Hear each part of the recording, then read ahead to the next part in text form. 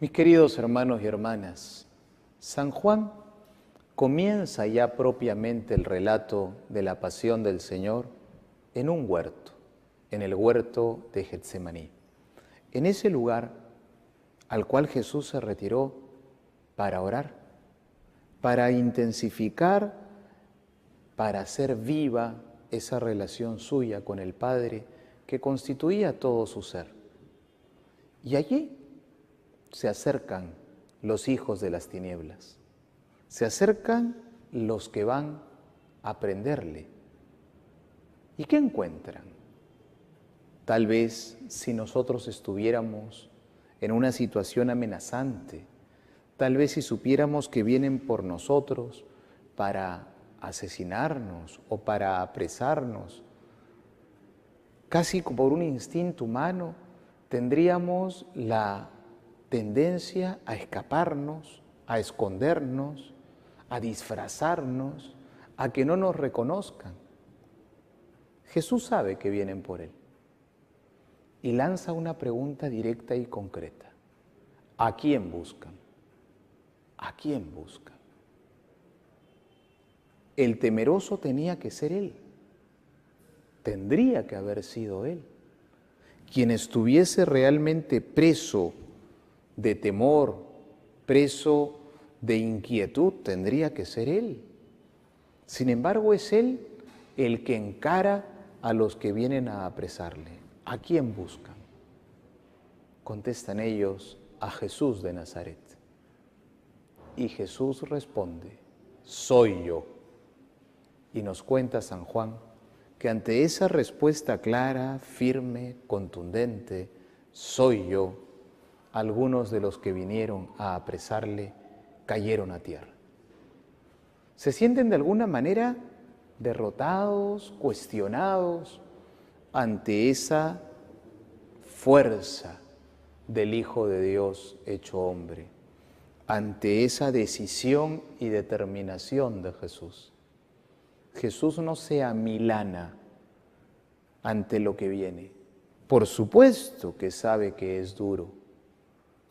Los otros evangelistas nos han contado, Marcos usa una expresión muy honda cuando dice que sintió angustia de muerte. Pero eso fue un momento de elaborar esa situación dolorosa. Pero la determinación es clara. Padre, si es posible, aparta de mí este cáliz, pero que no se haga mi voluntad, sino la tuya.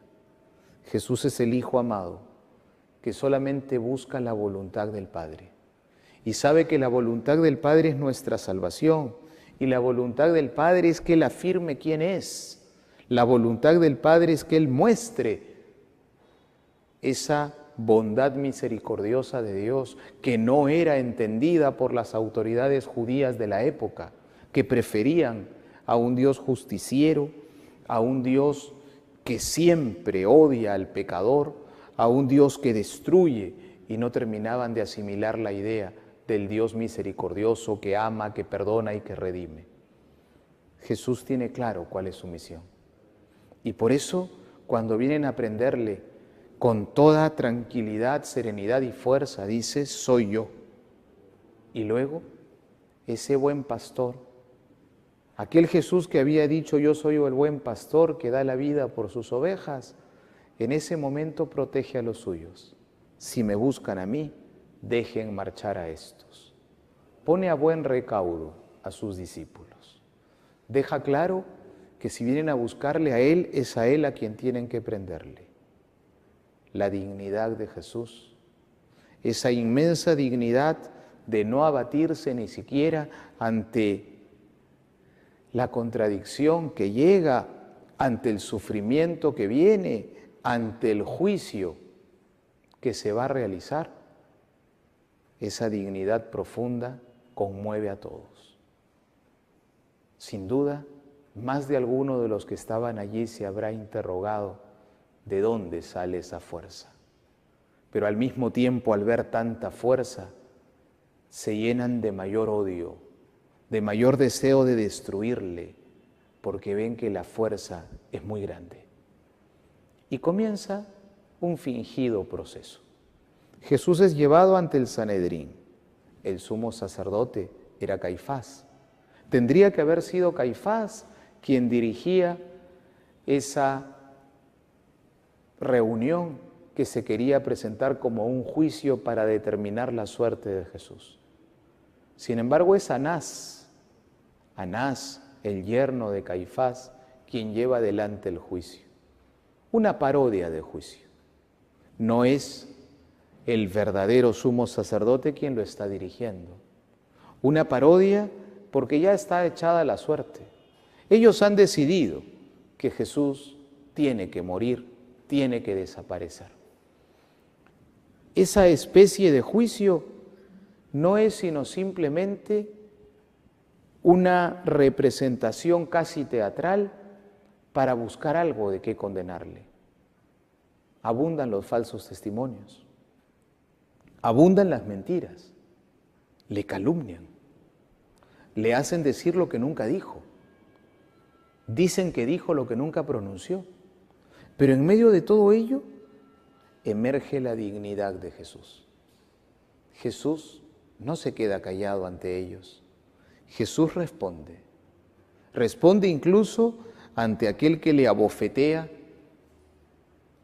ofendiéndole de ese modo, y con dignidad dirá: si he hablado mal, dime en qué, y si no, ¿por qué me pegas? Jesús no tiene problemas en hacer la gran declaración.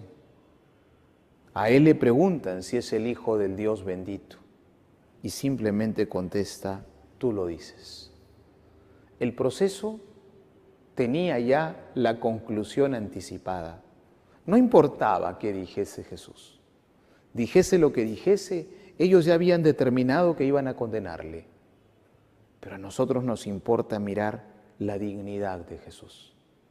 Él no se amilana, Él no se viene abajo, Él no se deprime, Él no se calla, Él no se siente asustado frente a la amenaza. Él conserva íntegra su dignidad, la dignidad que proviene del saber que está realizando una obra importante, nuestra salvación, la obra que el Padre le ha encargado.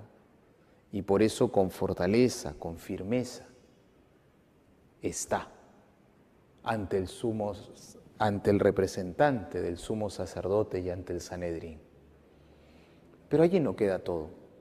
Las autoridades judías de la época no tenían el poder dado por Roma para condenar a muerte. Si ellos creían que tenían que condenar a muerte a alguien, tenían que buscar que la autoridad romana refrendase la decisión. Se les había suspendido la capacidad de condenar a muerte. Pero quieren, de todas maneras, mandar morir a Jesús. Quieren que Jesús muera. ¿Cuánto es el odio muchas veces de los hijos de las tinieblas contra la luz? En todo tiempo, en toda época, en el mundo visto en una manera magna, pero también muchas veces en las relaciones humanas más pequeñas. ¿Cuántas veces las tinieblas quieren opacar la luz? ¿Cuántas veces el mal quiere imponerse ante el bien? Y es que Jesús no solo hace más de 2000 años, sino también ahora muchas veces es condenado. La Santa Madre Teresa de Jesús, cuyo 5º centenario de nacimiento acabamos de celebrar, hablando de la Iglesia en su época, en el siglo XVI, decía: quieren volver a juzgar a Cristo, quieren poner por los suelos a Cristo. los hijos de las tinieblas siempre atentan contra los hijos de la luz. Pero Jesús enseña a estar firme, a estar de pie. Jesús nos enseña a discernir para nunca hacerle el juego a las tinieblas, para no ser de aquellos hijos de las tinieblas, para no ponernos bajo el reino de la oscuridad, tratando de ir en contra del bien, en contra de la luz. Pero Jesús también nos enseña que si queremos estar con Él, puede suceder a veces que vengan contra nosotros. Y nos enseña a no perder la dignidad del amor, a no responder con exabruptos, a no responder simplemente con emoción, sino a conservar la dignidad. Y viene entonces el segundo proceso. Ese proceso ante Pilato.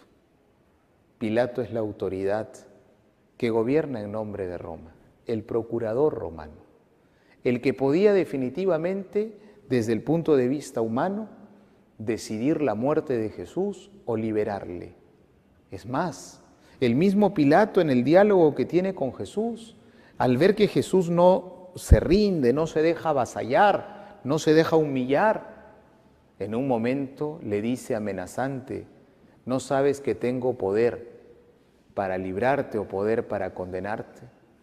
Pero Jesús, aún en medio de ello, conservando su dignidad, le dirá: ningún poder tendrías si no te hubiera venido de lo alto.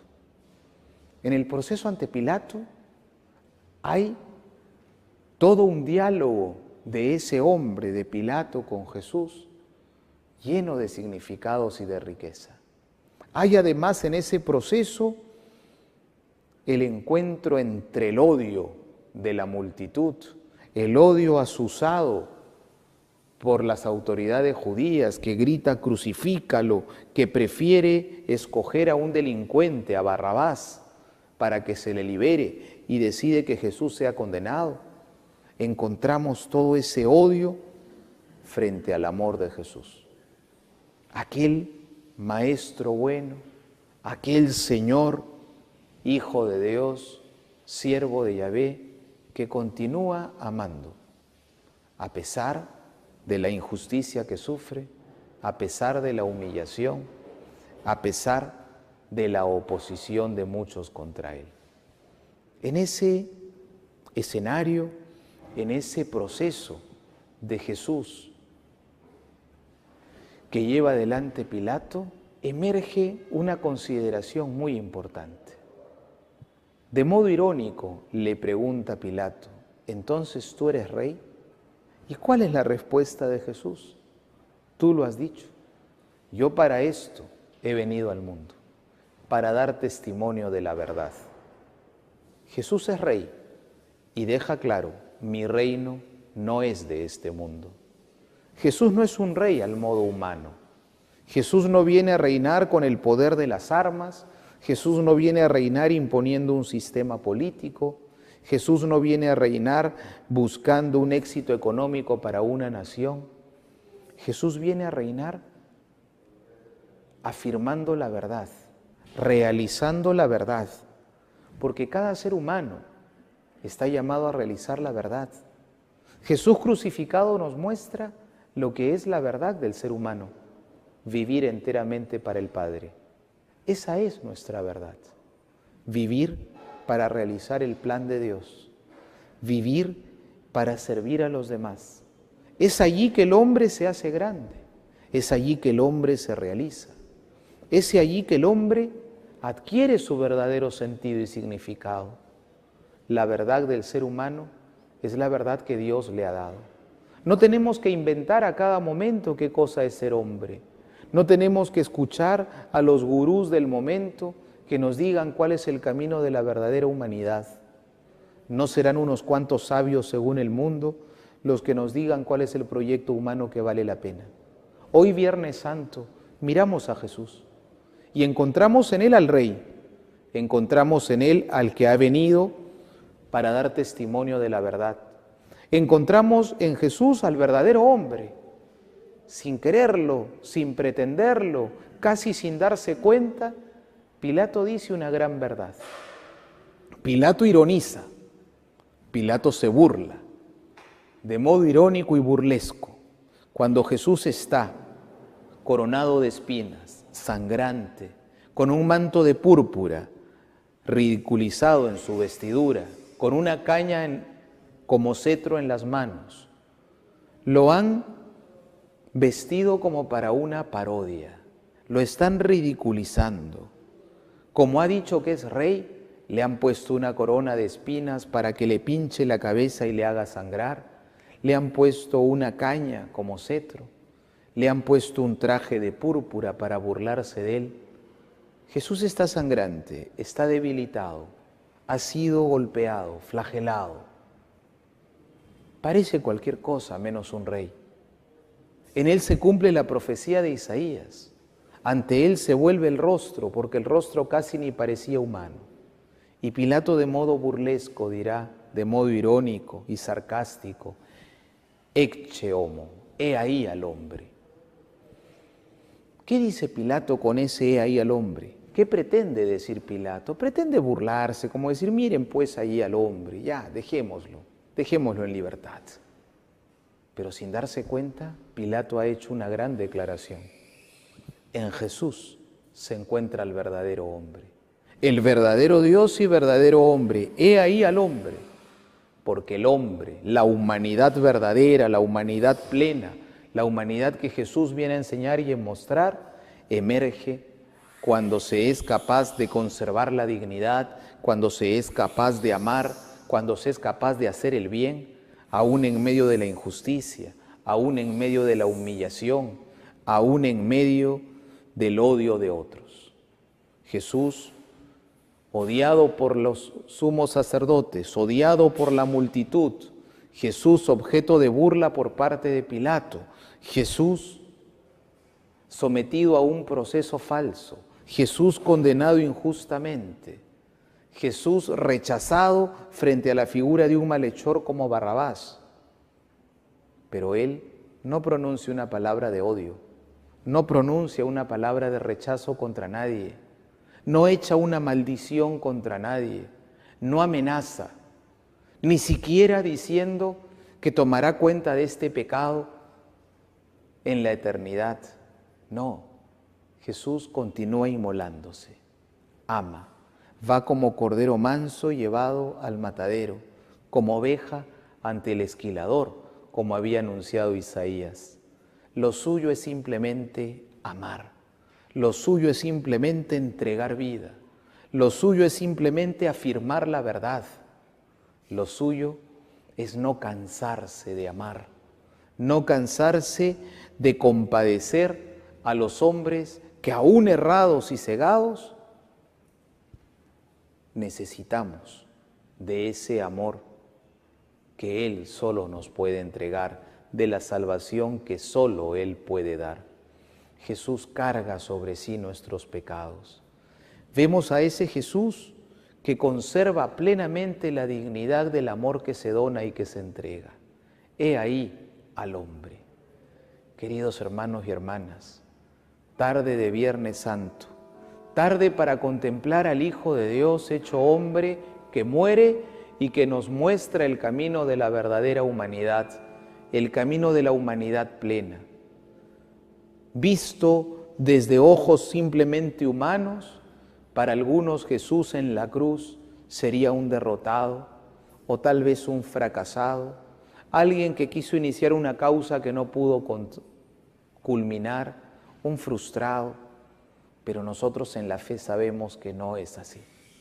En la cruz emerge el verdadero hombre, el hombre que vive para Dios, el hombre que vive para los demás, el hombre que entrega la vida, el hombre que es generoso, el hombre que dona, el hombre que no lleva cuenta del mal recibido, el hombre que no se detiene para calcular si me quieren o no me quieren para donar amor, sino el hombre que continúa amando, a pesar de la oposición de muchos.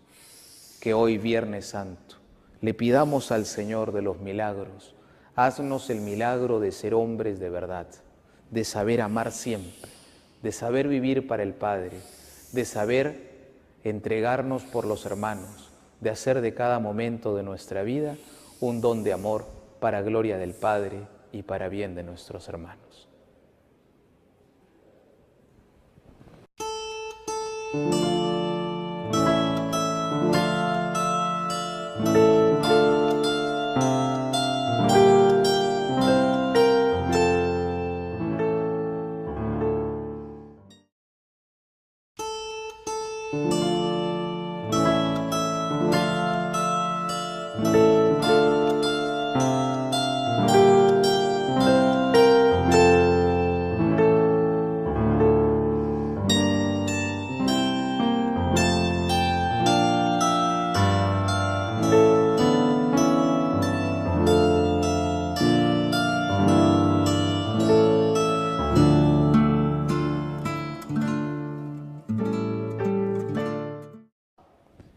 Mis queridos hermanos y hermanas, San Juan comienza ya propiamente el relato de la pasión del Señor en un huerto, en el huerto de Getsemaní.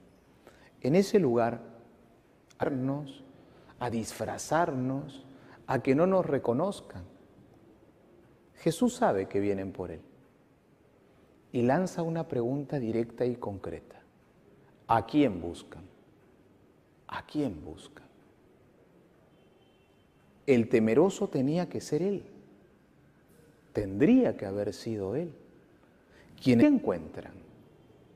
Tal vez si nosotros estuviéramos en una situación amenazante, tal vez si supiéramos que vienen por nosotros para asesinarnos o para apresarnos, casi por un instinto humano, tendríamos la tendencia a escaparnos, a esconder, al cual Jesús se retiró para orar, para intensificar, para hacer viva esa relación suya con el Padre que constituía todo su ser.